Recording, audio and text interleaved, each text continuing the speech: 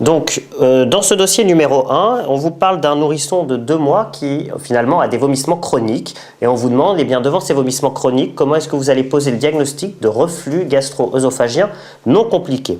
Alors, avant de répondre à la question, on va faire un petit point sur les vomissements chroniques chez les nouveau-nés et chez les nourrissons.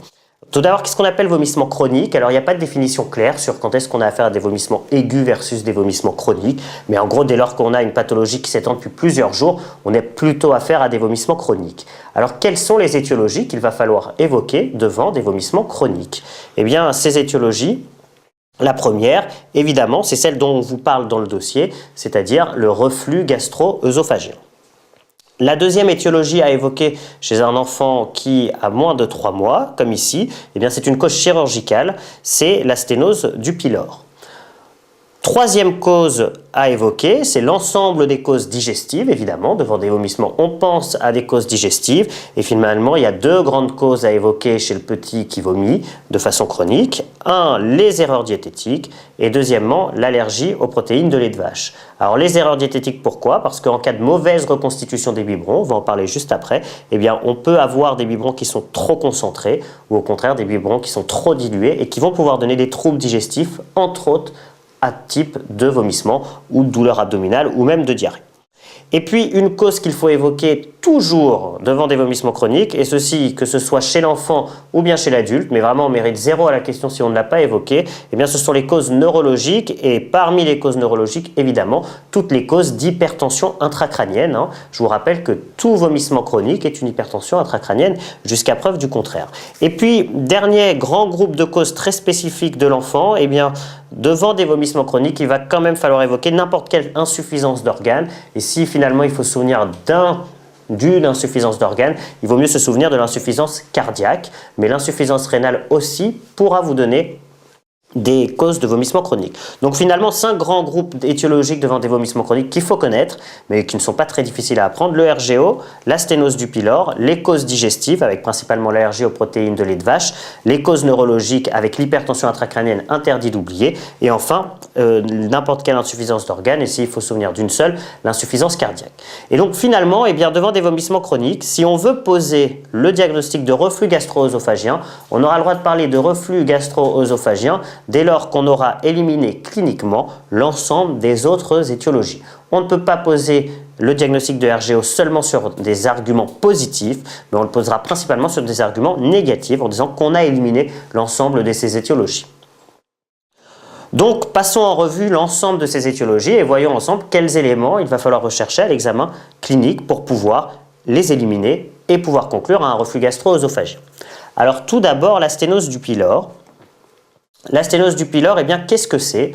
La sténose du pylore, c'est une hypertrophie du muscle pylorique. Le muscle pylorique, je vous le rappelle, le pylore, c'est le canal qui va de l'estomac jusqu'au début du duodénum. D'accord? Donc, c'est en fait le canal par lequel passe le bol alimentaire de l'estomac au reste du tube digestif. Et autour, il y a un muscle qui permet eh bien, de fermer ou d'ouvrir ce canal pour faire passer ou au contraire ne pas faire passer les aliments au niveau du tube digestif. Et donc, cette maladie, c'est une hypertrophie du muscle qui se trouve autour. La deuxième chose à connaître, c'est l'histoire naturelle de cette maladie, parce qu'une fois qu'on a compris ce que c'était et une fois qu'on avait compris quelle était l'histoire naturelle, eh bien, les signes cliniques paraissent relativement logiques. Quelle est l'histoire naturelle de la sténose du pylore? Premier élément clé, on ne naît pas avec de sténose du pylore. On ne peut pas naître avec une sténose du pylore. C'est un point essentiel dans la sémiologie des signes. Donc, on ne naît pas avec une sténose du pylore, elle apparaît plusieurs jours après la naissance. Est-ce que c'est une maladie infectieuse, inflammatoire, tumorale, etc.? On ne sait pas. Bon, mais en tout cas, on ne peut pas naître avec. Et puis, progressivement, eh bien, va s'installer cette sténose, cette hypertrophie du muscle qui va sténoser le canal. Et donc, quelle va être la conséquence de tout ça? Eh bien, c'est que le bol alimentaire qui se trouve à l'intérieur de l'estomac ne peut plus passer, ou en tout cas passe de moins en moins bien au niveau du duodénum. Et donc, eh bien, le signe clinique principal qui va apparaître, ce sont des vomissements. Et puis, alors, quelle est l'évolution de cette maladie si on ne fait rien? Eh bien, si le pylore commence à grossir de plus en plus, au bout d'un moment, il obstrue complètement la lumière du pylore. Et donc, l'alimentation ne passe plus. Il peut y avoir de la dénutrition puis de la déshydratation chez l'enfant. Mais si on pallie à cette dénutrition, à cette déshydratation en réhydratant, eh bien, il ne se passe rien d'autre parce que c'est une maladie qui guérit toute seule. Si on laisse pendant quelques mois les choses évoluer, au bout de plusieurs mois, eh bien, l'hypertrophie va diminuer et donc la sténose du pylore va disparaître et l'enfant va guérir. Et si bien qu'à une époque, on traitait ces patients eh bien, seulement en les hydratant et en leur donnant une nutrition parentale. C'est un point important à comprendre pour la suite de la prise en charge. Alors, une fois qu'on a compris cette histoire, c'est-à-dire que ce muscle pylorique qui augmente mais seulement après la naissance, puis qui reste ainsi empêchant le bol alimentaire de passer, puis qui ensuite va rentrer dans l'ordre tout seul, eh bien on arrive à retrouver assez facilement les signes cliniques. La première chose, c'est que puisqu'on ne naît pas avec à la naissance, les symptômes apparaissent après un intervalle libre, et cet intervalle libre, eh bien, il est de 3 semaines à 3 mois. Donc on ne peut parler de sténose du pylore qu'entre l'âge de 3 semaines et entre l'âge de 3 mois. C'est donc une maladie du tout petit. Alors dans vos livres, vous pouvez trouver des petites différences. Certains vont dire 2 semaines, 2 mois et demi. Mais enfin, en gros, l'idée est la même. À côté de ça, rien à voir, mais dans l'invagination intestinale aiguë, qui est une pathologie qui n'a rien à voir, là aussi on vous parle d'un intervalle et qui va par contre de 2 mois à l'âge de 2 ans. Donc vous voyez, ça n'a rien à voir. La sténose du pylore, c'est 3 semaines, 3 mois, c'est vraiment le tout petit, alors que l'invagination intestinale aiguë, c'est 2 mois à 2 ans, et donc c'est vraiment l'enfant beaucoup plus grand. En tout cas, c'est un nourrisson. Et donc, dans un dossier, si vous posez le diagnostic à la fois de sténose du pylore, mais aussi d'invagination intestinale aiguë, il y a un souci parce que vraiment, c'est 2 pathologies qui ne touchent pas exactement le même type d'enfant au même âge. Donc, on l'a dit, premier élément, un intervalle libre entre 3 semaines et 3 mois. Les vomissements ne peuvent pas être apparus avant 3 semaines de vie. Et puis, eh bien, ce sont des vomissements qui vont avoir des caractéristiques très particulières. Ces caractéristiques, ce sont des vomissements alimentaires, donc non bilieux, et il est important de préciser qu'ils sont non bilieux, c'est-à-dire non verts. Les vomissements bilieux ne sont pas jaunes, mais les vomissements bilieux sont verts. Donc ce sont des vomissements alimentaires, non bilieux. Puisque la sténose apparaît progressivement, eh bien, ils vont être de plus en plus fréquents, et ces vomissements vont être angés. Voilà les caractéristiques des vomissements d'une sténose du pylore. Et puis peuvent être associés d'autres signes, comme eh bien, alors un signe est toujours associé, c'est que l'enfant a extrêmement faim, puisque finalement il a faim, il mange, mais le bol alimentaire ne passe pas, il vomit et donc il a toujours faim. Donc ce sont des vomissements dans un contexte d'enfant très affamé. Puis si les choses évoluent, eh bien évidemment on peut avoir une cassure de la courbe staturo-pondérale et voire même des signes de déshydratation. À l'examen physique, on peut retrouver ce qu'on appelle l'olive pylorique. C'est un signe extrêmement rare et qu'on ne retrouve pas généralement parce qu'on en fait le diagnostic. Donc, bien retenir dans la sténose du pylore, la sémiologie, c'est vraiment les caractéristiques des vomissements avec cet intervalle libre et le reste des signes, on s'en fout un peu. Dès lors que j'ai suspecté une sténose du pylore, quel examen complémentaire je vais devoir faire? Une échographie abdominale. Que va me montrer cette échographie abdominale? Eh bien, ce qu'il faut comprendre, c'est que le pylore est finalement sur 3 dimensions. Donc ici, vous est représenté eh bien, un canal pylorique vu longitudinalement. Donc ici, vous avez eh bien, le canal du pylore et ici le muscle pylorique. Et ici, eh bien, vous avez une coupe transversale avec ici le canal du pylore et ici eh bien, le muscle pylorique. Finalement, il y a 3 critères échographiques nécessaires pour poser le diagnostic de sténose du pylore. Quels sont-ils? Eh bien, on a une augmentation du diamètre transverse du pylore, c'est logique, hein, le pylore grossit comme ça, donc si je le coupe comme cela, eh bien, je vais avoir une augmentation du diamètre transverse, et cette augmentation du diamètre transverse, eh bien, elle est due, deuxième critère, à une hypertrophie du muscle pylorique. Le diamètre augmente parce que le muscle augmente. Et puis si je fais une coupe longitudinale, eh bien on a dit le pylore il va grossir dans les 3 dimensions de l'espace et donc eh bien, il y a un allongement du canal pylorique. Donc voilà les 3 critères échographiques dans la sténose du pylore. Eh bien, une augmentation du diamètre transverse. Deuxièmement, qui est due eh bien, à une hypertrophie du muscle pylorique. Et troisièmement, à un allongement du canal pylorique. Quel est le traitement de la sténose du pylore? Eh bien, on l'a dit, le sténose du pylore va pouvoir guérir toute seule, donc le traitement va être chirurgical, mais c'est un traitement sans urgence. L'urgence est d'abord de réhydrater l'enfant, puis de renutrir l'enfant, et une fois que l'enfant est en forme pour pouvoir bien tolérer sa chirurgie, alors je l'opère, et le traitement va être une pylorotomie, c'est-à-dire que j'incise au niveau du pylore. Donc bien retenir sur la sténose du pylore, que les caractéristiques sémiologiques des vomissements, c'est sur ça qu'on va poser le diagnostic associé à la notion d'intervalle libre. Revenons donc à notre liste d'étiologies. Voilà pour la sténose du pylore. Pour les causes digestives, eh bien, tout d'abord l'erreur diététique. Alors l'erreur diététique, eh bien, Pour la retrouver, il faut donc faire une enquête alimentaire quantitative et qualitative. Principale erreur diététique faite, c'est la mauvaise reconstitution des biberons. Je vous rappelle, pour reconstituer un biberon, eh bien, on met 30 ml, enfin on met dans 30 ml d'eau une cuillère mesure rase, d'accord. Et si on se trompe eh bien, dans la façon dont on refait les biberons, on va pouvoir engendrer des troubles digestifs chez l'enfant. Pour ce qui est de l'allergie aux protéines de lait de vache, eh bien, ce qui va vous permettre de retrouver une allergie aux protéines de lait de vache, évidemment, tout d'abord une notion d'atopie, soit personnelle, soit familiale. Ça, c'est la première chose. Et puis, eh bien, il faut évidemment se retrouver en période de sevrage de l'allaitement maternel avec introduction de lait artificiel, sinon ça ne peut pas coller. Donc voilà l'élément clé. Et puis, on peut aussi rechercher des manifestations aiguës d'atopie. Pour ce qui est des causes neurologiques et de l'hypertension intracrânienne, eh bien, évidemment, il va falloir faire un examen neurologique complet. Mais s'il faut se souvenir d'un signe, c'est évidemment le périmètre crânien. Et le périmètre crânien ne suffit pas, mais c'est vraiment faire une courbe de périmètre crânien. Je vous rappelle, eh bien, chez le nourrisson, les sutures ne sont pas encore collées au niveau des os du crâne. Et donc, s'il y a une augmentation de la pression au niveau cérébral, à la différence de l'adulte dont la boîte crânienne n'est pas flexible, elle est flexible chez l'enfant. Et donc, eh bien, elle va grossir. Alors, en principe, la tête grossit à une certaine vitesse. En faisant la courbe de PC, si on voit qu'il y a une accélération récente de la courbe de périmètre crânien, il faut rechercher une cause d'HTIC qui expliquera ces vomissements chroniques.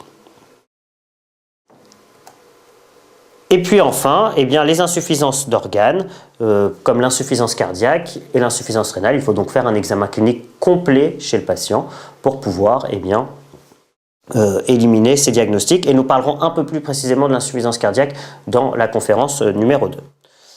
Et c'est seulement à partir de là que j'ai le droit de poser mon diagnostic de reflux gastro-œsophagien. Donc, si on reprend eh bien, la question numéro 1, on vous demandait d'écrire les caractéristiques sémiologiques des vomissements qui vous ont permis de vous orienter vers ce diagnostic. Alors, avant de répondre encore à cette question, faisons juste un point cette fois-ci sur le reflux gastro-œsophagien. Le reflux gastro-œsophagien, eh bien, tout d'abord, qu'est-ce que c'est? C'est le fait que le contenu de l'estomac remonte le long de l'œsophage et peut même aller jusqu'à la bouche. Tout d'abord, est-ce que c'est fréquent chez le petit et chez le nourrisson? Eh bien, la réponse est oui, extrêmement fréquent, puisque plus d'un enfant sur deux a un reflux gastro-œsophagien. À quoi est-ce que cela est dû? Eh bien, il existe une insuffisance de sphincter inférieur œsophagien, et donc eh bien, le liquide remonte beaucoup plus facilement. Quelle est l'évolution du reflux gastro-œsophagien? Eh bien, le reflux gastro-œsophagien guérit tout seul, spontanément. Et pour preuve, eh bien, c'est qu'on est plus de 50% à avoir eu un reflux gastro-œsophagien quand on était nourrisson. Et finalement, autour de nous, il n'y a absolument pas 50% des adultes qui ont un reflux gastro-œsophagien. Donc finalement, c'est quelque chose qui guérit tout seul. Qu'est-ce qui va permettre au reflux gastro-œsophagien de guérir tout seul? Eh bien, principalement deux éléments. Le premier, c'est la gravité. Dès lors que l'enfant reste constamment allongé, eh bien, évidemment, le liquide remonte plus facilement. Par contre, dès qu'il se met en position assise, eh bien, il est beaucoup plus difficile pour les aliments de remonter. Et puis, la deuxième chose, c'est que dès lors que l'on va diversifier l'enfant, donc on va amener des aliments qui ne sont plus que liquides, mais un peu plus solide, eh bien, là encore, difficulté à remonter. Et donc, finalement, le reflux gastro-œsophagien va disparaître progressivement au moment de la diversification et au moment où l'on a sa position assise, c'est-à-dire entre l'âge de 4 et 6 mois.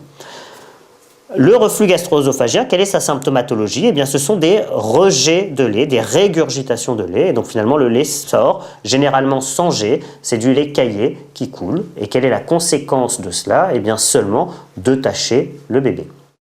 Finalement, pour résumer, le reflux gastro-œsophagien, eh bien, c'est quelque chose que plus de 50% des enfants ont, qui va entraîner principalement comme conséquence du lait qui sort et qui va tacher le bavoir, et qui va guérir tout seul à l'âge de 4 et 6 mois. Finalement, le reflux gastro-œsophagien n'est pas une pathologie chez l'enfant, mais le reflux gastro-œsophagien est physiologique.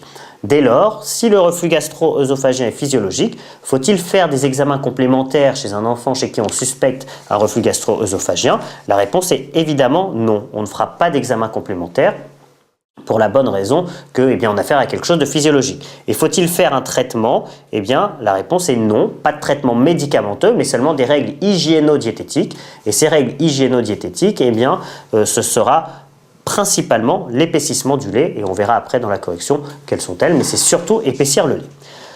Alors malgré tout, il arrive parfois que le reflux gastro-œsophagien se complique et qu'effectivement il devienne une pathologie. Alors quelles sont les complications du reflux gastro-œsophagien? La première complication, ça va être l'œsophagite.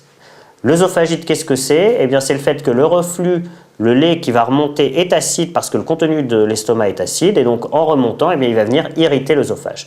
S'il vient irriter l'œsophage, ça donne de l'inflammation de l'œsophage et donc une œsophagite. Quels vont être les signes de l'œsophagite? Premièrement, l'œsophagite, ça fait mal et ça fait mal quand un aliment va passer dans l'œsophage. Donc finalement, le principal signe d'œsophagite, ça va être des pleurs et des pleurs lors de la tétée ou lors de la prise du biberon. Deuxièmement, puisqu'il y a de l'inflammation, il peut y avoir une hématémèse. Et enfin, troisièmement, si vraiment l'œsophagite est très douloureuse, l'enfant se met à moins boire parce qu'à chaque biberon, c'est trop douloureux. Et donc, on peut avoir une cassure de la courbe de poids. Si j'ai affaire à une œsophagite, dois-je faire des examens complémentaires? Cette fois, la réponse est oui. Puisque je suspecte une œsophagite, je dois faire une fibroscopie œsogastro-duodénale. Ma fibroscopie œsogastro-duodénale ne me dira pas si j'ai un reflux ou pas. Mais par contre, elle me dira si j'ai une œsophagite. Dès lors que j'ai trouvé qu'il y avait une œsophagite, alors cette fois-ci, mon reflux est vraiment pathologique et donc je dois le traiter avec un médicament qui va aller traiter ma pathologie. Et donc, je ferai des règles hygiéno-diététiques et deuxièmement, un traitement médicamenteux à base d'IPP. Deuxième type de complication du reflux gastro-œsophagien, ce sont les manifestations atypiques. Alors, ces manifestations atypiques, elles sont principalement ORL et pulmonaires. Ça va être des enfants qui vont faire des otites à répétition, des laryngites à répétition, ou alors qui vont avoir des symptômes bronchiques et des asthmes pour lesquels, finalement, le traitement ne fonctionne pas très bien. Et la question va être de se poser, est-ce qu'il n'y a pas un reflux qui n'est pas la cause de ces infections ORL ou pulmonaires, mais en tout cas qui ne fait que favoriser ce terrain-là. Et donc finalement, lorsqu'on va se poser la question de l'existence ou non d'un reflux devant une symptomatologie atypique, il y a un examen complémentaire qui est à faire, c'est la pH-métrie, puisque la pH-métrie, elle, va nous répondre à la question, y a-t-il un reflux gastro-œsophagien ou pas? Et si je retrouve un reflux gastro-œsophagien, dans ce cas-là, pareil, j'ai un reflux qui est pathologique et donc je dois faire des règles hygiéno-diététiques et je dois faire un traitement médicamenteux à type d'inhibiteur de la pompe à protons. Et puis, troisième complication, c'est le malaise. Et pour ce qui est du malaise, nous allons en parler dans la suite du dossier, mais faut-il faire des examens complémentaires devant un malaise pour lequel on suspecte un reflux gastro-œsophagien? Pas sûr. En tout cas, si on fait un examen complémentaire, c'est la pH-métrie, puisque l'objectif est de dire qu'il existe un reflux, mais par contre la pH-métrie ne permettra pas de dire que le reflux est responsable du malaise. Donc la question se pose, et dans ce cas-là, en cas de malaise, et on en reparlera après, on ne traite pas par un traitement médicamenteux, mais on fait simplement des règles hygiéno-diététiques. Donc si on reprend maintenant les questions qu'on nous posait, il va être assez simple de répondre. Tout d'abord, on vous demandait de décrire les caractéristiques sémiologiques des vomissements qui nous ont permis de nous orienter vers ce diagnostic. On le dit ici, ce sont des vomissements qui refont penser à un reflux, c'est-à-dire plutôt à type de rejet, sans effort, qui ont lieu après le repas, donc post-prandiaux, qui sont alimentaires et qui ne sont pas bilieux, ça c'est essentiel de le mettre, et qui sont liés au changement de position. Et puis surtout, il ne faut pas qu'ils aient les caractéristiques des vomissements qui sont secondaires à la sténose du pylore, c'est-à-dire qu'il ne faut pas qu'ils soient de plus en plus fréquents et il ne faut pas qu'ils soient en G. Question numéro 2. Quels autres éléments de votre examen clinique vous ont permis de poser ce diagnostic? Et en détaillant entre autres les éléments négatifs que vous avez recherchés. Donc on l'a dit, on est devant des vomissements chroniques. Pour pouvoir poser le diagnostic de reflux gastro-œsophagien, j'élimine l'ensemble des étiologies dont nous avons parlé tout à l'heure. Donc il n'y a rien en faveur d'une sténose du pylore, c'est-à-dire que nous n'avons pas un enfant affamé, constipé et avec une courbe pondérale qui est cassée. Deuxième chose, nous n'avons rien en faveur d'une erreur diététique. Et donc, il faut rechercher et faire une enquête alimentaire qualitative et quantitative qui pourrait révéler des erreurs. Troisièmement, nous n'avons rien en faveur d'une allergie aux protéines de lait de vache, puisque il n'y a aucune notion d'atopie personnelle et familiale. Il n'y a pas de manifestation aiguë ou chronique allergique et surtout, on n'est pas dans une période de sevrage de l'allaitement maternel. Et puis, il n'y a rien en faveur d'une cause neurométabolique Donc il faut regarder si nous avons une courbe de périmètre crânien qui est irrégulière et faire un examen neurologique. Et enfin, eh bien, faire un examen général complet à la recherche d'une insuffisance cardiaque ou d'une insuffisance rénale. Dès lors que j'ai éliminé l'ensemble de ces éléments, alors je peux dire que j'ai affaire à un reflux gastro-œsophagien. Une fois que j'ai parlé du reflux gastro-œsophagien, il me faut encore montrer que ce reflux gastro-œsophagien n'est pas compliqué. Et donc pour montrer que le reflux gastro-œsophagien n'est pas compliqué, il ne doit pas y avoir d'éléments qui évoquent une œsophagite. Donc pas de pleurs per ou postprandiaux, pas d'hématémèse et une croissance pondérale normale. Et puis rien en faveur d'une symptomatologie atypique, donc on l'a dit, des laryngites à répétition, des otites moyennes aiguës à répétition ou des infections bronchiques et pneumopathies à répétition. Question numéro 3, quel examen prescrivez-vous? On l'a dit, devant un reflux gastro-œsophagien, on ne prescrira aucun examen complémentaire. Et puis, question numéro 4, quel est votre traitement? Eh bien, on fera un traitement ambulatoire qui est symptomatique et nous prescrirons des mesures hygiéno-diététiques. Deux mesures dont il faut se rappeler absolument, c'est épaissir le lait et la deuxième chose, arrêt du tabagisme passif. Pour épaissir le lait, deux possibilités, soit on épaissit le lait avec un épaississant, soit on achète un lait anti-régurgitation qui correspond en fait à un lait déjà épaissi. Les autres mesures, alors on peut fractionner les repas, mais là encore on l'a dit, on a affaire à quelque chose qui n'est pas pathologique. Et donc finalement, alors qu'il n'y a aucune pathologie, on va dire à l'enfant, toi d'habitude tu bois 150 ml, mais là je ne vais te donner que 90 plus fréquemment. Donc au bout de 90, il a faim et finalement on l'embête alors qu'on n'a absolument rien de pathologique. Et puis pareil, pour ce qui est du proclive, on dit qu'il faut dormir en proclive, c'est-à-dire dans un lit incliné comme ça, mais le problème c'est que si vous dormez dans un lit incliné comme ça, l'enfant glisse.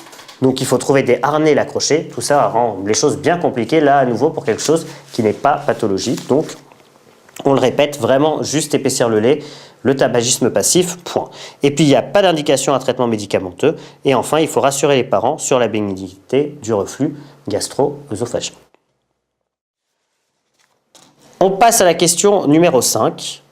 Dans la question numéro 5, donc on vous racontait finalement qu'un mois plus tard, vous le revoyez, qu'il a failli mourir, il a fait un épisode où donc il a fait un malaise. Et on vous demande quels examens complémentaires prescrivez-vous et justifiez chacun d'entre eux. Finalement ici, vous avez affaire à votre item malaise du nourrisson. Alors faisons un petit point sur cet item malaise du nourrisson qui généralement est un item pour lequel vous avez quelques difficultés alors que ce cours n'est pas très compliqué. Pour parler de malaise du nourrisson, il faut d'abord définir qu'est-ce qu'on appelle un malaise du nourrisson. Pour parler de malaise du nourrisson, il faut qu'il y ait un malaise. Le malaise, il a une définition très précise. C'est une modification brutale, soit du tonus, et ou du rythme respiratoire, et ou de la coloration, et ou du comportement de l'enfant, et qui a inquiété les parents. Par exemple, modification brutale du tonus, l'enfant est devenu très hypertonique, ou au contraire, mon enfant était tout mou. Le rythme respiratoire, mon enfant s'est arrêté de respirer pendant 3 minutes, ou alors au contraire, il s'est mis à suffoquer pendant 15 minutes. Modification de la coloration, et mon enfant est devenu tout bleu, ou mon enfant est devenu tout gris, ou mon enfant est devenu tout blanc. C'est sûr que si on vous dit qu'il est devenu tout rouge, on ne rentre pas dans la définition du malaise, puisqu'il n'y a aucune caractéristique inquiétante. Et puis modification du comportement, il s'est mis à avoir des mouvements très anormaux. La notion de perte de connaissance n'est pas indispensable pour poser le diagnostic de malaise du nourrisson. Donc on l'a dit, pour malaise du nourrisson, il faut qu'on soit dans un malaise, mais il faut aussi que nous soyons chez un nourrisson. Et un nourrisson, comme vous le savez, ça se définit par un enfant qui a moins de 2 ans. Donc, pour poser le diagnostic de malaise du nourrisson, il faut avoir une modification brutale du tonus, du rythme respiratoire, de la coloration ou du comportement, et ceci avant l'âge de 2 ans.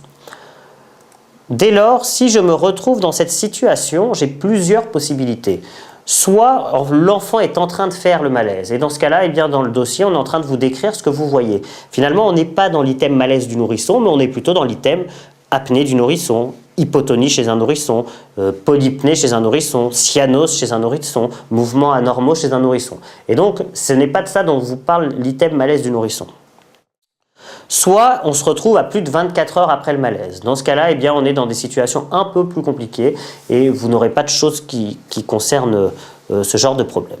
Finalement, dans l'item malaise du nourrisson, on vous parle d'un malaise, d'un enfant qui a fait un malaise qui date de moins de 24 heures et qu'on vous amène là en consultation aux urgences ou dans votre cabinet et à première vue, l'enfant n'est plus en train de faire son malaise et a l'air d'aller plus ou moins bien. D'accord ? C'est de ça dont vous parle l'item malaise du nourrisson.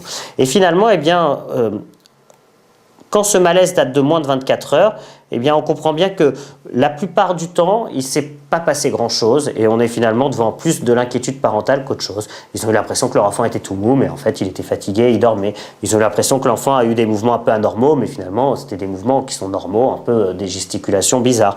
Ils ont eu l'impression que l'enfant ne respirait plus, mais il avait une petite respiration et ils se sont beaucoup inquiétés. Et donc, 95% des fois, eh bien, il n'y a pas d'étiologie grave, mais dans 5% des cas, eh bien, il y a une étiologie grave sous-jacente et qui peut avoir des répercussions à court, moyen ou long terme si le malaise se reproduit. Et donc toute la question est de savoir eh bien, comment est-ce que je vais arriver à faire le tri entre le 95% des enfants qui sont peu graves et le 5% des enfants qui sont graves. Et donc pour faire cela, eh bien, finalement, on va faire un examen clinique et on va faire des examens complémentaires à l'enfant qui vont avoir deux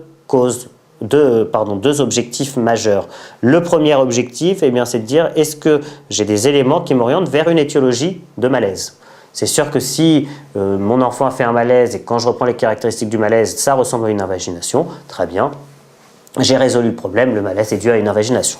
Et puis deuxièmement, eh bien, on va voir si ce malaise a eu un retentissement sur l'organisme. Finalement, je ne sais pas ce qui s'est passé, mais est-ce qu'il existe des stigmates qui montrent que mon organisme a souffert ?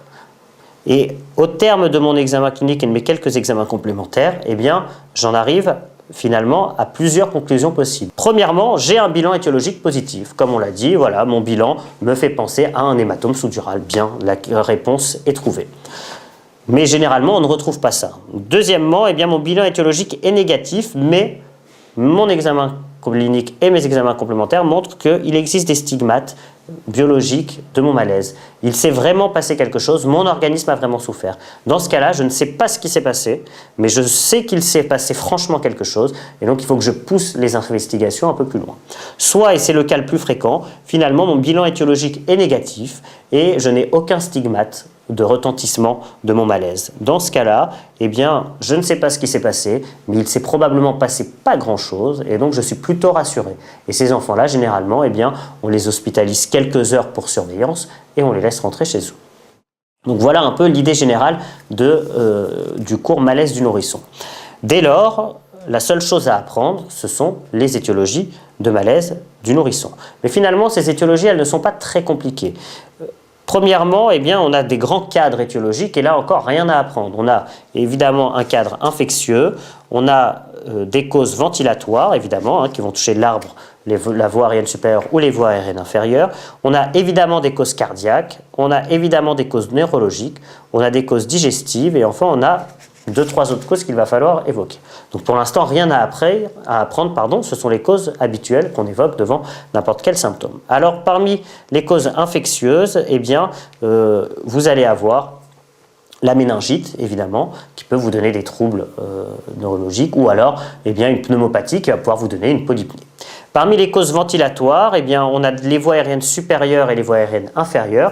Parmi les voies aériennes supérieures, eh bien, n'importe quelle cause d'atteinte des voies aériennes supérieures, un corps étranger, tout ce que vous voulez. Une dont il faut se rappeler un peu spécifique, les malformations ORL. Parmi les voies aériennes inférieures, savoir que certains microbes, donc certains virus comme le VRS, mais aussi certaines bactéries comme la coqueluche vont pouvoir donner des malaises. Et puis évidemment, le corps étranger va pouvoir vous donner des malaises. Mais finalement, n'importe quelle atteinte des voies aériennes supérieures ou des voies aériennes inférieures va pouvoir vous donner eh bien, un malaise. Parmi les causes cardiaques, eh bien, les causes cardiaques à évoquer chez l'enfant, on en parlera un peu plus dans la conf numéro 2, mais n'importe quel trouble du rythme, et donc les blocs, le Wolff-Parkinson-White, ou encore le syndrome de Brugada, et puis eh bien, les cardiopathies congénitales qui, en décompensant, vont pouvoir vous donner des malaises. Parmi les causes neurologiques, plusieurs causes à évoquer. Tout d'abord, une crise convulsive, on l'a vu. Mon enfant était très hypertonique ou au contraire a eu des mouvements anormaux. Et donc, parmi les crises convulsives, eh bien, une CCH, mais encore un trouble de la glycémie ou un trouble de la calcémie ou n'importe quel trouble métabolique. Les processus expansifs intracrâniens, avec principalement l'hématome sous-dural qu'il faut évoquer chez l'enfant. Et puis, eh bien, j'ai mis dans ce cadre-là la maltraitance et le syndrome des enfants secoués. Mais on peut le mettre peu importe n'importe où, mais effectivement, un malaise chez un nourrisson doit quand même faire évoquer un syndrome des enfants secoués. Et puis, Dernière cause de maladie, les maladies métaboliques. Alors qu'est-ce que c'est que les maladies métaboliques? Il faut juste savoir que quand on évoque les causes d'étiologie neurologique chez l'enfant, on évoque évidemment des causes infectieuses, tumorales, inflammatoires, exactement comme chez l'adulte, mais il faut aussi évoquer les maladies métaboliques. Qu'est-ce que c'est qu'une maladie métabolique? Une maladie métabolique, vous prenez l'ensemble de la biochimie que vous avez appris en P1 et en P2 et vous dites si telle hormone ne fonctionne pas, quel est le résultat? C'est simple. Si dans votre cycle de Krebs, telle hormone ne fonctionne pas, il va y avoir certains métabolites qui vont être en amont de ma cascade et des métabolites qui vont manquer en aval. Et ça peut vous causer des maladies. Et ces maladies sont principalement des maladies neurologiques. Donc, la seule chose à savoir, c'est que devant des problèmes neurologiques, il faut évoquer ces maladies métaboliques chez l'enfant. Enfin, des causes digestives. Évidemment, le reflux gastro-œsophagien. Enfin, des causes digestives, évidemment le reflux gastro-œsophagien, mais une cause digestive de malaise qu'il faut apprendre, et ça évidemment on ne peut pas le deviner, c'est l'invagination intestinale aiguë. Je vous rappelle, il faut évoquer une invagination intestinale aiguë devant un malaise avec pâleur, hypotonie et puis pleurs paroxystiques. Et puis enfin, d'autres causes à évoquer, l'anémie principalement, qu'il faut apprendre, et puis les intoxications. Et puis après, il y a plein d'autres causes d'étiologie de malaise, mais là encore, le contexte vous orientera fortement. Donc finalement, pas grand-chose à apprendre sur ces étiologies de malaise, qu'il y a des causes infectieuses, ventilatoires, cardiaques, neurodigestives et d'autres causes. À l'examen clinique, qu'est-ce que je vais donc rechercher devant un malaise? Pour ce qui est des causes infectieuses, est-ce que j'ai de la fièvre? Bon. Pour ce qui est des causes ventilatoires, je vais faire un examen de l'appareil respiratoire complet. À la recherche de malformations ORL, je vais rechercher est-ce que j'ai une dysmorphie faciale, d'autres malformations qui me feront rechercher ça. Le VRS et la coqueluche, évidemment, le contexte m'orientera. Pour ce qui est du corps étranger, est-ce que j'ai eu un syndrome de pénétration? Pour ce qui est des causes cardiaques, un examen cardiaque complet et on verra ça lors de la conf numéro 2. Pour ce qui est des causes neurologiques, évidemment un examen neurologique complet. Pour ce qui est des causes digestives, un antécédent de RGO et un malaise qui aurait toutes les caractéristiques du malaise de l'invagination intestinale aiguë. Et puis pour l'anémie, est-ce que j'ai une pâleur? En termes d'examen complémentaires finalement, pour pouvoir éliminer l'ensemble de ces étiologies, très peu sont nécessaires puisque l'examen clinique permet d'éliminer une grande partie. Pour ce qui est des causes infectieuses, je ne ferai une CRP que si j'ai de la fièvre. Si j'ai absolument pas de fièvre et que je ne suis pas orienté vers quelque chose d'infectieux, je ne ferai pas de CRP. Pour ce qui est des causes ventilatoires, je fais une radiographie de thorax très facilement dès lors que mon malaise me fait penser à la possibilité d'un problème ventilatoire. Pour ce qui est des causes cardiaques, je ne pourrai pas éliminer un trouble du rythme sans avoir fait un ECG, donc je me dois quand même de faire un ECG de manière systématique. Pour ce qui est des causes neurologiques, je fais classiquement une glycémie, une calcémie et un ionogramme sanguin, mais par contre, les EEG, les IRM, toutes les autres explorations neurologiques ne seront faites que si j'ai un examen neurologique qui est anormal. Pour ce qui est des causes digestives, là encore, c'est pareil, je ne ferai pas d'échographie abdominale à la recherche d'une invagination, sauf si j'ai affaire à un malaise qui m'oriente vers une invagination intestinale aiguë. Enfin, pour ce qui est de l'anémie, là encore, j'ai besoin de faire une numération formule sanguine pour pouvoir faire mon diagnostic. Donc, en résumé, en termes d'examen complémentaire, je me dois de faire une radio de thorax très facilement, un ECG, une glycémie, calcémie, un iono sanguin et enfin une numération formule sanguine. Donc, une fois qu'on s'est intéressé à l'étiologie, on passe à la deuxième partie de la prise en charge dans les malaises du nourrisson, c'est-à-dire quel est le retentissement du malaise? Ça c'est simple, on prend n'importe quel organe que l'on connaît et on regarde s'il y a eu un retentissement de ce malaise. Donc on regarde au niveau cellulaire, y a-t-il eu une souffrance cellulaire? Ça ce sont les lactates qui vont nous le dire. Y a-t-il eu une souffrance myocardique? On va doser les CPK plus ou moins la troponine et on fera un ECG. Y a-t-il eu une souffrance hépatique? On fait des transaminases azate et alate. Y a-t-il eu une souffrance rénale?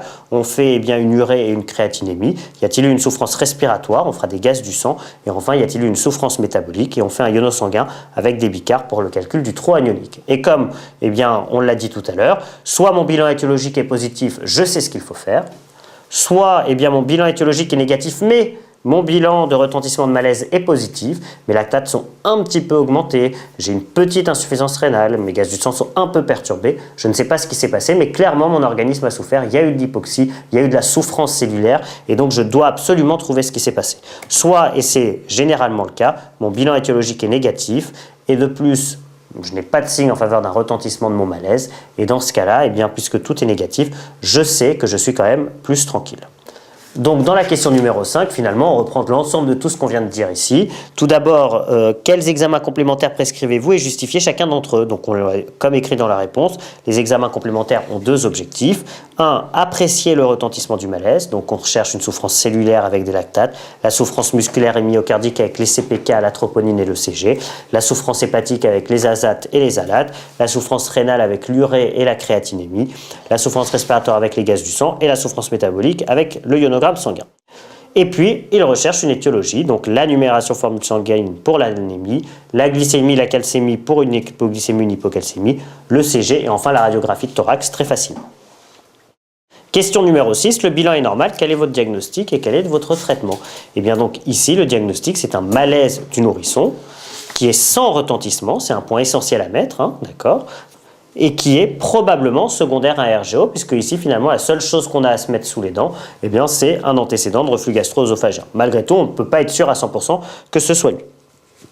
Quel est le traitement? Eh bien, le traitement, il correspond tout d'abord au traitement du malaise, on l'a dit, une surveillance de 12 à 24 heures. Est-ce qu'il faut obligatoirement l'hospitaliser? Ça dépend des endroits, mais généralement, ces enfants sont quand même hospitalisés 24 heures pour surveillance.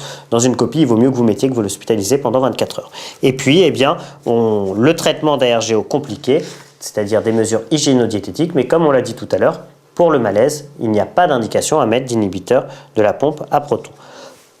Et puis, comme mis eh bien, dans la correction, la posologie du traitement médicamenteux est à connaître, et donc pour l'inhibiteur de la pompe en protons, il vaut mieux se souvenir de l'oméprazole, Mopral, 1 mg kJ. Question numéro 7, juste un mot encore sur la question numéro 6, faut-il faire un examen complémentaire dans ce cas-là pour attester eh bien, du malaise? Comme on l'a dit tout à l'heure, on pourrait discuter une pH-métrie, mais le problème de la pH-métrie, c'est que avant de l'avoir fait, là on a quand même dit on a un malaise probablement secondaire à un reflux gastro-œsophagien. Ici la pH-métrie, de toute façon, si elle est positive, elle va nous confirmer qu'on a un reflux gastro-œsophagien, mais on le sait déjà. Mais par contre, elle n'aura pas d'argument en plus pour dire que le malaise était dû au reflux gastro-œsophagien. Et si la pH-métrie est négative, eh bien on va dire cliniquement de toute façon j'ai un reflux gastro-œsophagien, donc de toute façon c'est un faux négatif. Finalement, eh bien, le rôle de ma pH-métrie ne fait pas beaucoup avancer la prise en charge du patient et donc est très discutable. Cette fois, question numéro 7. On vous dit que Madame B est très anxieuse et donc il faut lui rappeler les principes de la prévention de la mort subite. Et donc, il faut les connaître par cœur. Interdiction formelle de dormir en décus ventrale, pas de tabagisme passif, une température de la pièce qui est compris entre 17 et 19 degrés. Oui, quel est l'âge moyen des morts subites du nourrisson? Alors, l'âge moyen, c'est entre 2 et 4 mois, mais il faut savoir que maintenant, on a extrêmement peu de morts subites depuis qu'on a dit aux enfants de dormir sur le dos. Très clairement, c'est ça qui a changé le pronostic complet de cette pathologie. Maintenant, les morts subites sont devenues vraiment quelque chose d'extrêmement accidentel, alors qu'elles étaient beaucoup plus fréquentes avant. Et puis, question numéro 8, c'est juste une question bonus en plus. Vous verrez à chaque dossier, il y a cette question qui vous demande les vaccinations et le développement psychomoteur des enfants pour cet âge. Je vous laisse lire la correction car là, ce n'est que du cours. Oui, je voulais revenir au début du dossier sur le RGO. Je voulais savoir, faut-il arrêter l'allaitement maternel dans ces cas-là? Alors, très bonne question, surtout pas. Il y a vraiment absolument aucune indication à arrêter l'allaitement maternel pour le reflux gastro-œsophagien, d'autant plus, comme on l'a dit, c'est physiologique et absolument pas pathologique. Donc on essaye d'épaissir le lait, mais c'est sûr que si l'enfant est sous allaitement maternel, alors non, on n'épaissit surtout pas, et contre-indication de l'arrêt de l'allaitement maternel, bien sûr.